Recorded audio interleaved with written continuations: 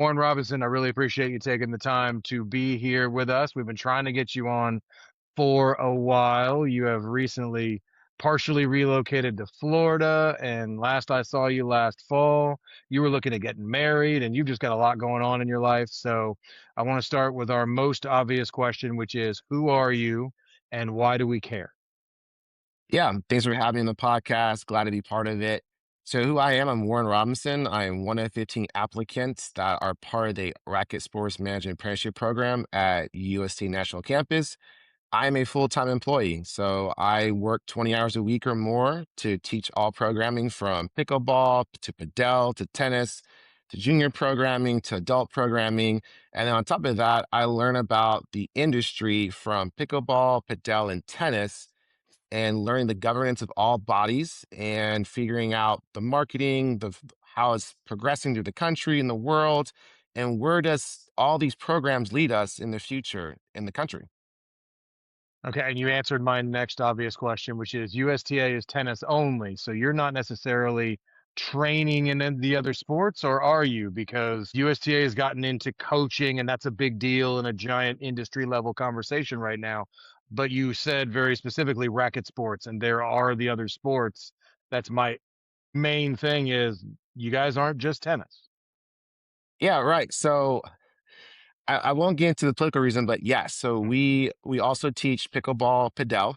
That is also a complementary sport. That's what tennis considers it. So when you go, let's say, to a country club or a public facility or Parks or Rec, the goal is that tennis is king, and the complementary sports will be pickleball and padel. And so this month, I will be getting certified into by the RSPA through pickleball. And at some point, I will get Padel certified. So as of right now, I'm already certified at PTR level for pickleball. However, when you work at the US National Campus, it is required that we go through the RSPA program to get certified through them. That's interesting. Bobby, were you aware of any of the specific, hey, we're USTA, but we're still using RSPA and PTR certifications at levels? Only background noise, but this is a good scoop right here. Happy to bring it. Well, and that's interesting, Warren, because that we love learning what's actually going on. Because we, like Bobby says, it's background noise from the point of, oh, well, I heard they're doing this, or I heard they're not allowing that, and we assume USTA has said we're tennis only, but they have to train you. You're in a management program Mhm. for racket sports. They've got to know that to get the biggest jobs, especially in the country club world, we'll point out that caveat, but especially in the country club world, to get the biggest jobs, you got to know more than tennis. Correct. Yeah. And this program is part of our internship, our learning process to get certified in pickleball padel. Like I said earlier, the great thing about this program is that we know tennis is king. And we know that there's a demand for pickleball and padel, right? The statistics have proven to us that pickleball is the fastest growing sport in the US. However, globally, padel's coming. Padel's already here. And it's one of those sports that it may turn to pickleball in a few years. The market is huge, the demand is huge, the money, the investment is there. Right now, the infrastructure hasn't met up to the demand, but there's a lot of investors putting money into this sport. So right now, pickleball it's still a big deal, but padel is coming, and so it's required for us to all be certified in all these sports. Yeah, that makes a lot of sense. And I think Padel at this point is what averaging 20 courts per state. Mhm. So I really don't think it's a giant issue, so to speak, but we are looking at a director of That's all racket for yesterday. sports title, director of rackets, even director of court sports at some levels, if you include bocce and some other country club games, I would say, that aren't necessarily with a racket. So that's fun to know. So tell us a little bit about yourself, Warren. You and I met in Cumming, but you've got a place in Duluth, I think it is, or so. You're in Metro Atlanta. What about you? You got married recently. How is life? Yeah, so my background is originally from Germany. I came to US in 99 when I was 12. My dad was military, mom's German. I've been in the military for 20 years. Well, going on 20 this May. So I finally hit 20 in the Navy. Chief pay officer, played college tennis. I played professional pickleball for about 2 years between 2020 21. So I've been kind of everywhere. I mean, I've played tennis majority of my life, and then I started playing pickleball, and I really found it fascinating. It's fun. I still love tennis more than pickleball. I won't deny that, but pickleball is fun. And so now I've discovered padel, and it's also fun. It's a lot like tennis with pickleball touch. And, I'm like a big kid in this world, just privileged and honored to be part of this program and be part of this life just because I get to play 3 things at once, and I enjoy all of them. Yeah, it's good. And we sometimes we play the sport that isn't necessarily our expertise because we're all exceptional tennis players typically at this level. And we've played for, 40 years, some of us, 39 in my case. We won't talk about Bobby, but Seems like more and more. So go but ahead. we look at the point of view of finding that thing that can challenge us, that new concept where a lot of people get it, tennis players get into padel, and my God, it's just different enough to Yep. really challenge me and get me excited about something. And it's not like me having to go out and learn how to play American football. So I think that's a lot of fun. Now, from your perspective, there's a uniqueness to what you're doing because it sounds like you're in school, it sounds like you're in training, which also makes it sound like you're a newbie, but you're not. Would you describe this apprentice program more like a master's degree or a doctorate? Where, if we were to put it on an educational scale, where do you think it would land in this industry? That's a great question. I I would didn't say tell you that was probably coming first, so I no, you apologize. Like didn't. that just came to No. me. No, it's great. I would honestly say it's a doctorate, and the reason why I say that is I would say when you get certified, I would say you have a college degree, and I would call a master's something you specialize in because you've done it for a few years. I would consider this a doctorate program because you're learning about the entire industry. And quite honestly, my experiences has been country clubs, some park recs, and commercial. But I've never been resort. I've never worked with a 501(c). So there's parts of the industry that I have no clue. And so going through the process, you learn from guys like AJ Pont who come in and just say, hey, I'm here to be your mentor, your teacher. Whatever you need from me, I'm here. You get this access to these leaders of the industry that you would have to go to a convention and they may have time for you or you may work for them. And it's you build this rapport in this program and you got to think about it. Out of 400 applicants, only 8 get chosen. And so you have to have some kind of background to be chosen for this internship or leadership program to be able to be put out back into the industry with more knowledge. I mean, think about it. When you leave here in 2 years, you have been certified at the highest level for USTA coaching on their base platform, RSPA, for Patel, for pickleball. You have now met most of the leading leaders of the business and you have access and you know how to budget. You know about financing. You understand private. You understand equity, non equity. You understand commercial property. You understand as a business for profit. You understand how this business works inside and out. I mean, again, do you have to have a lot of experience? Not really, but generally, you're going to get this experience. You're going to get the opportunity to visit locations and ask all the questions you want because eventually, when we leave this program, we will be the director of rackets or the assistant director at that property or that location, depending wherever one of us decides to go in our future. Bobby, I'm sure you got questions. Well, I just keep every time he says tennis is king, I agree. Nod. Absolutely agree. Yeah. Keep saying it. Keep saying. I mean, my biggest question would be: are we going outside of the world of tennis and racket sports as far as your instructors? No. What I mean by that is working at USTA, the Yeah, vision what is a great time 35 to by die. 35. Let's see. And so that's the goal. It's to get how many can we get 35 participants to play tennis? Now, with that said, it's our job, it's our duty to try to fulfill that obligation. Now, again, like I said, pickleball and padel are company sports because that's what they are. Every club, private, public, whatever you want to call it, they're going to look at padel and pickleball as complementing. So the main focus is the growth of tennis to make sure it's inclusive for everyone. So when So, these, but Bobby, oh, did I hear? Yeah, did I hear your question properly, Bobby? Were you asking about only tennis or racket sports experts as instructors and mentors there? Or you were asking, are they from outside the industry as well? Is that where you were going with that?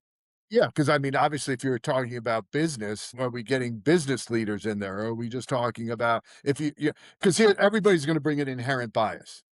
And there's an argument. Yes, pickleball is by far the fastest growing sport in this country, but it's not translating into lessons. It's not translating into it is what it's a round robin. Yes, it helps when it's structured, but that's where the success is. Paddle is great. Yes, it's growing enormous, but it's got huge problems coming up as far as due diligence. I mean, just with costs associated with it. And Yeah, do you build something or knock something down to put in something that's still only gonna have 4 people on the court? We the racket industry went through this back in the day with tennis courts, went through with racquetball courts when gyms realized, "I put 2 people on this amount of space or 4 people on this amount of space, or I can put 100 life cycles on this amount of space." So are yeah. we getting a good idea, or are we getting everybody who's walking in saying, "Well, tennis is king this month, but pickleball is gonna be king"? Or are we being realistic, like you said? Are we looking at this? How do we grow? Because my philosophy, we've said it here. I wish all the tennis guys were taking all the money that the new money they're getting from these other sports and buying all the tennis toys they can.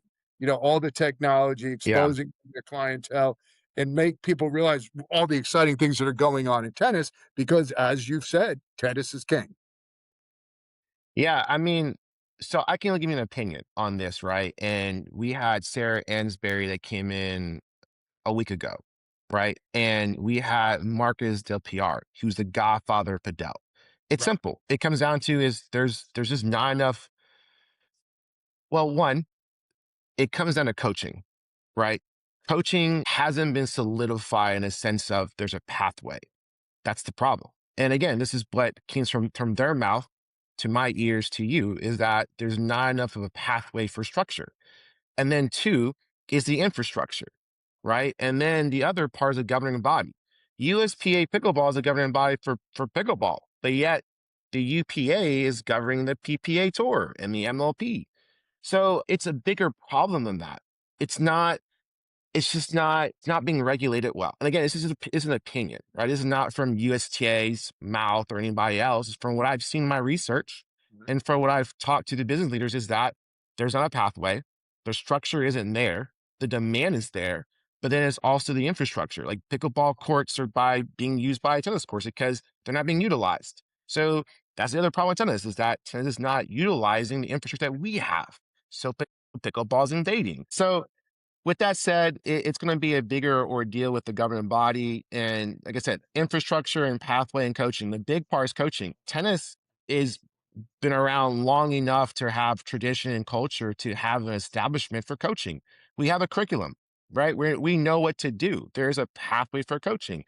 And unfortunately, pickleball just doesn't have the structure it needs to be able to grow because eventually you may have more players, but where's the revenue part of it? Like, where's the infrastructure? So I don't know when pickleball is going to plateau per se, but I know that padel is very expensive to play and there's a pathway for that as well. But overall, it's got to be changed. I might really agree with you. Point being is that are we gonna first, you've already said it, are we making the same mistakes that we made from a leadership perspective that we made in tennis, being how many different franchises trying to say, whether it be USTA, RSPA, PTR, we already alphabet soup, and there were more back in the day. So learning from past errors. Like you said, second of all, are we gonna be patient? Because the reality is we were a little disingenuous in the beginning. I'll just say RSPA with, well, everybody go get pickleball certified. Well, I've never played a moment of pickleball in my life. And you're telling me it's because I can hold a tennis racket and have some proficiency there that this is going to be, I don't feel good about that. There's intricacies Yeah. to every game. I'd be far more comfortable teaching you how to pitch than teaching you how to play pickleball. Oh, Those are just things I Yeah. thought, again, we rushed to an opportunity, but we don't look at it from a long-term perspective. As you said, if pickleball is really going to take a stand, it's going to be 20 years from now that we see it, because we're going to have to see whether kids took up pickleball and just took, like you said, a pickleball path. Right now, we have a bunch of former tennis players playing pickleball and teaching pickleball. Right? There's nobody who just picked up the pickleball hasn't been around long enough to sit there and say, Yeah. I grew up as a junior pickleball player.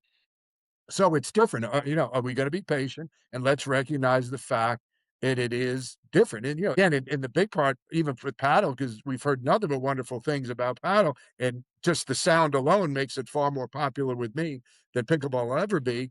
But we've already made a Yeah. commitment to something different. And now you're gonna Yeah. turn around and, Steve Bellamy, a brilliant businessman, takes advantage and says, "I'm gonna put Tipsy on a pickleball court." And so now there's 2 uses for a pickleball court. So, Yeah. said, I always get worried because 'cause they're tough decisions and that people don't wanna seem to be able to make them sometime. I love the program, I love the idea, that's why we always say this, "Let's tennis go outside of tennis." Go get some ideas, go get Mark Cuban, get the Shark Tanks. Big Shark Tank fan. Everybody thinks, oh, let's get, I want to appeal to the market.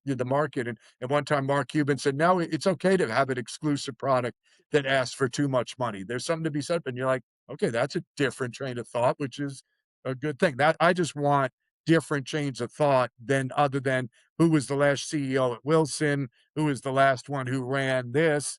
We know all those guys. I want to know the guys what is WWE now, who, fill houses on an event that everybody knows the outcome has been predetermined. Yet people still go because there's a story there. Yeah. Yeah, no, I mean, I agree. I feel like, I just kind of thought about this. What tennis has done well is we have a grassroots program, right? We have nonprofits who are all about the grassroots program. The problem with, and this again, is in my opinion, Fidelity has a grassroots program, but it's still growing. And if you think about pickleball, it really kind of doesn't have one. It really grew out because supply demand, right? Adults wanted to play it, became huge. The tour got established. There's people fighting for the tour. It really, what it comes down to pickleball is there's really no grassroots program.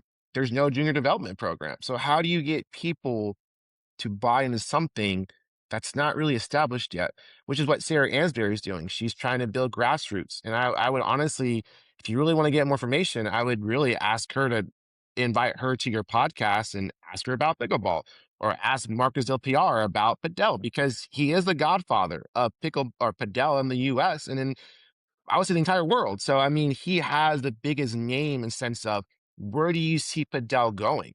And he would be another good resource to reach out to. Oh, and again, and don't just I think there's room for one of them. I just wonder, is tennis using up too much of its clout promoting other things when the focus should still be on a little bit more? If USTA is making a huge move getting into the coaching aspect of it, which again, I think is a good move. Let's concentrate there rather than be all things to all people, which is a losing battle because there's always going to be somebody who's got it, the antithesis opinion. That's all. That's Yeah. all I want to see. What are we talking about in the forum? Are we looking at this realistically? Are we looking at this? Or are we just saying, hey, go gung ho, let's hit the wall, and then figure it out? Which again, history says we have a tendency to do that. I just look at tennis right now. What's being played is unparalleled. The players involved are the best. I mean, we're finally at a point where we have tier one athletes, I would say, worldwide, obviously, playing this sport. I would love to see that come to the United States, where we get the tier one athletes playing tennis, because tennis is amazing right now with what's being played. It could go even further if we change things a little bit. Do we do that? Yeah. Yeah. So I can say this: everyone from Simon Gale to Dr. Carl Davies, there's a vision at USTA, and there's a vision for USTA coaching. And the goal, like, think about this: when's the last time you went through a certification course where wheelchair tennis was part of it? So my certification course for USTA coaching is I had to get your wheelchair certified. It's a requirement. It's it makes you think as a coach how to be inclusive to all things. If it's people for adults to children to adaptive tennis. Like I've done adaptive tennis and adaptive tennis or adaptive pickleball as well. So USTA coaching is trying to expand beyond just the regular coaching pipeline. We're trying to expand into all inclusivity, all of it. And that's what I love about it is that, why not have the best professional adaptive players? Why not have the best professional wheelchair players in our programs? Why And I not grow don't that? disagree with any of that. My point being, if you're an accountant, I don't need you to do marketing. Yeah. What you're talking about, you're a businessman now, and this is what I'm getting at is that are we teaching this from the profession of that you're a better tennis player than everybody else, or are we teaching this from the fact that we want you to be a better businessman? If I'm you, I'm going to go hire the best wheelchair professional I can find, and I'm going to go hire, and I'm going to trust them with their knowledge and their background is if we using your resources the best, if we're making you exposed to everything, because I think this is the way we teach in this country. We're afraid to commit to one thing and say, this is what I'm good at. And there's nothing wrong with that. Why don't we say, this is what I'm good at? I'm a great manager of people. I'm going to surround myself with the best people. And I don't need Mm, to know a thing about pickleball because that's what I have this gentleman for. That's all. That's again, that's why I always get nervous with these things because no other place operates like this. If you're a yeah. doctor, if you're an orthopedic surgeon, they don't tell you all of a sudden to go into cardiology. No, you don't do it. You're a good Yeah. orthopedic surgeon. Stay being an orthopedic surgeon. I don't know why I So brought it I up would today. say, yeah, no, I think, well, play this. So I know with USA coaching, they're still rolling out more of their programs. There's a program for high performance. There's a program for actual business management. There's a program for adult development. There's different pipelines. USTA is trying to develop different opportunities in tennis. So if you want to be a business manager, if you want to be a GM, there's a pipeline for that coming out in the next few years. So everything you're saying is accurate. USTA coaching is developing it as we speak. It just hasn't been not done yet. Well, I So I think think that's what's great. Good. if I can share, Warren, I think the other idea we need to be reminded of is that you're in a 2-year fully immersive program. So Hmm. the rest of us got certified over a weekend while we had other jobs and we had a full-time job. So we only learned so much. And I Yep. can do the same thing. I can find what I'm good at, which I did, and then I put all my resources into learning as much of that as possible because Bobby and I can specify what we do because we have to run the full-time job. Most coaches have to do it that way. Now, that's why I was Yeah. curious from a doctor's degree level point of view. We want to be able to understand that this is 2 years that you have. It's not a big chunk of that time frame to spend an entire week learning one aspect like adaptive or wheelchair specifically. You spend a whole week on it, where most people might get 20 minutes as part of their certification on a weekend that says, oh, yeah, and sometimes we play tennis in a wheelchair. So I think there's so much that you're going to learn. You're in such a unique position down there, which answers that why are you unique question, which we always ask, Yeah. because you get so much over 2 years and they're paying, like, this is a paid gig. You're Yep. living down there. This is full time. You've got to separate yourself from your wife. You've got to immerse yourself in this whole thing. So I think, yes, to kind of piggyback on Bobby's concerns, which is, are you going to be specialized?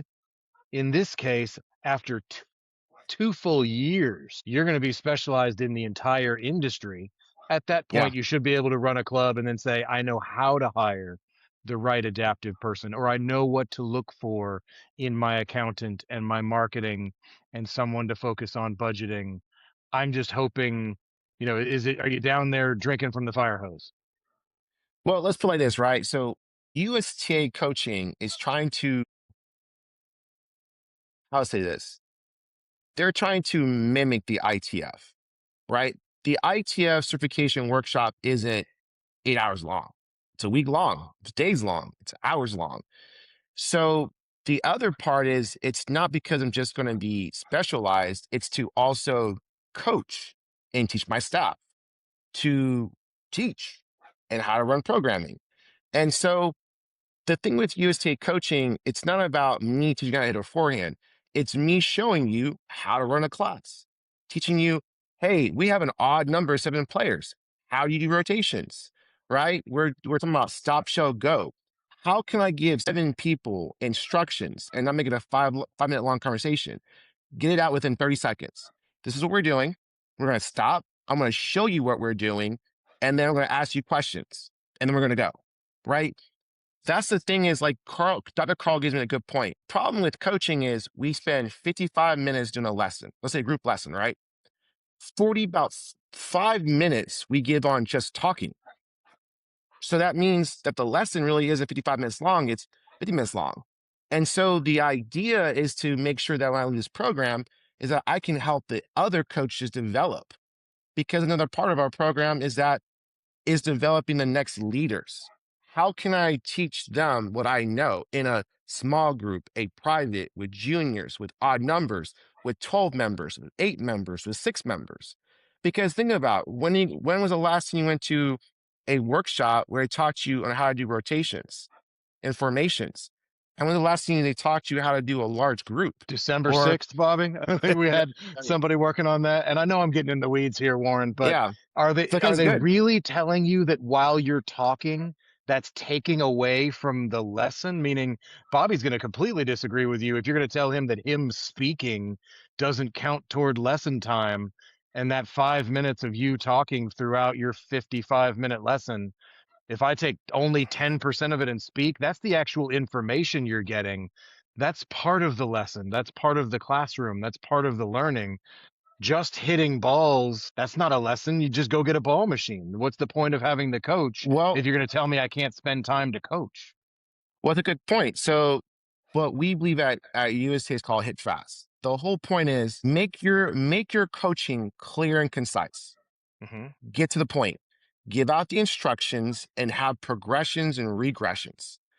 So how do you get better at teaching tennis or hitting ball? Like, how do you get better at playing tennis? By talking or hitting. You hit more balls, right? And we also try to add a tactic with a technique. So everything has a purpose. So I'm not saying talk for 5 minutes, saying you can talk, but get your point across. What is it Mm. that you want to emphasize? Because you got to realize the person, even for a child or adult, the attention span. Listen, after a minute, you've lost me. What is it what you want me to do? Show me what you want me to do, right? You ain't gotta Especially in tell my me, just world. show me. Yeah, like if you want to show me, hey, we're gonna do surplus one, show me it. You ain't gotta tell me about it. You can show me while you're talking about it and we can move on. So that's what USTA coaching has taught me is, again, a lot of this I already knew, but some that I didn't know. Like it's all this does is add more tools to my toolbox on how to It coach and how to and lesson please don't get plans. me wrong. I'm a big and show tell do is my mantra. I completely agree with you on that. My my point would be you want to learn how you're talking too much. When you see 4 of your students moving their strings, you're talking too much. Right? I mean, Yeah. they're clues that and again, this is a bigger conversation. We've been coaching tennis for how long now as an industry? 100 years. We're Long time. Yeah. 100 years, right? 100 years in, and now all of a sudden we decided this was a good idea to develop. That's where my cynicism comes from. Better Yeah, late like than never, Bobby. Better yeah, late than never. then tell me again, I love the program. Like I said, and these are little things, where I think the failing is, I think it's unfortunate, is that we don't get in front of the students enough and tell them what we do. They understand why we don't break this down and talk. Because although you want to hear, you need something right now, I have 5 people behind you fiddling with their strings, looking at their shoes, telling me they're very bored. They want to move on. So, these are things I think as an industry where we have not done a great job. And again, I look for where is the leadership of the industry support helping me? And if we're doing this, which I think is great, 100 years in, it opens up a lot of holes for arguments where, again, okay, now you're making your Warren's a great tennis player. We're making him a pickleball player. He's a great tennis player. Why would I not want him to be a great tennis coach? You know, understand pickleball, yes, understand the rules because he's going to have to hire somebody. But do I need Warren to be a great pickleball player? No, I think that's a Mm-mm. waste of his resources. That's all. I think we could. I I agree. I'd rather have Warren figure out. Let's be on the edge of technology. Let's develop more things that, messaging, because there are certain, we all know there are a lot of holes in the industry as far as getting messages out. How do we improve that? Where is AI in this factor in? You know, the on-court stuff, stay on it long enough, you're gonna get your master's degree because you're gonna lose business. Economies of scale, I mean, supply and demand will tell you, okay, I'm not in demand right now. What am I doing wrong? So Yeah. that you're going to make some changes. Like I said, I want this to be what it could be, what it should be, and USTA is doing it. So if you're the doctorate, what is the RSPA doing with Florida? Their Oh, I, masters of that's what I'm saying. And again, I don't expect you to know. I'm just saying the messages we're sending with all these layers of different programming. If this is the programming, and the USTA is the governing body of this country in tennis, say this is where we expect you to pick our pros from because they're yeah, the most educated, the most qualified, and take a stand, which means you're going to tick off 15,000 people in the RSPA, people in the PTR. But for the long term, is that better for the game? yeah. So this is again, I cannot speak for Oh, Florida I and understand that. their program, right? I can only tell you what we do, Yeah, right? I can tell the difference right now. They're not in the court teaching right. 20 hours a week. They're not getting paid. They're not in front of the amount of businesses that we are in front of. Now, is their education less than ours? No, absolutely not. I'm not saying that at one bit. The difference is that it's the amount of education you get from coaching. If I was at USTA for 2 years just to learn how to learn the industry, I could do that online too. But you're getting what USTA wants from this is to build every year 8 new coaches, right? 8 plus 8 plus 8 is to continue to grow the coaching philosophy at UST National Campus. I can tell you right now, in all my years of coaching, UST National Campus is a beast of its own. It is, it's not like anything I've ever seen before. It's crazy how many people you see every week or every day or every month. How we had a Big Ten tournament.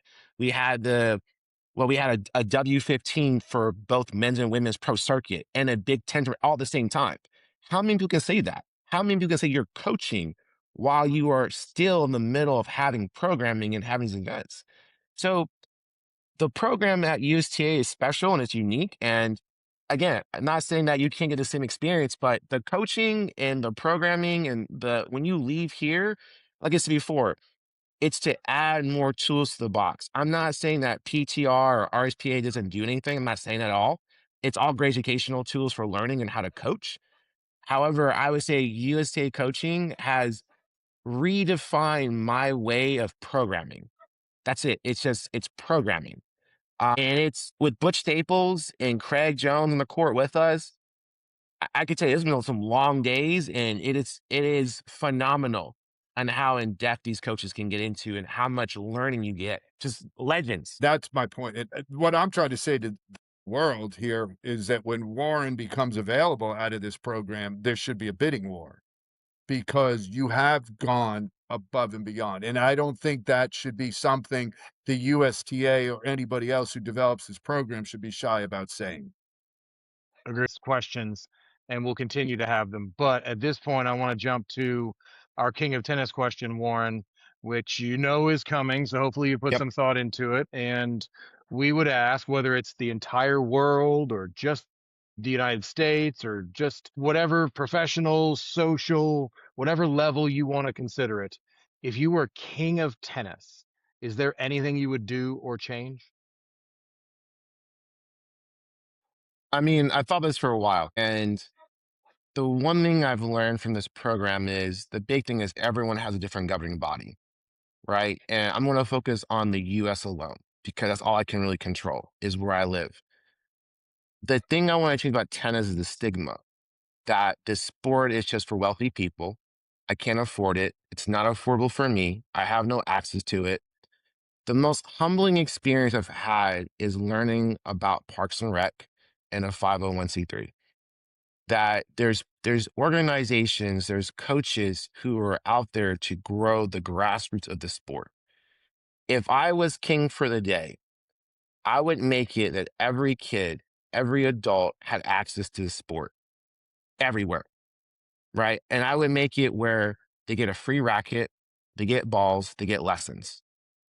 Period. Because this is one of the most amazing sports you can play. It teaches you how to problem solve. It gives you adversity. It gives you things how to multitask. It builds relationships with other kids and adults. I mean, what sport gives you that ability? I mean, no, it's tennis is a very open sport where it's constantly having to adjust and adapt. And that would be my rule. If I was king, I would make it affordable and get rid of the stigma. Tennis is for everyone. It's inclusive for anyone.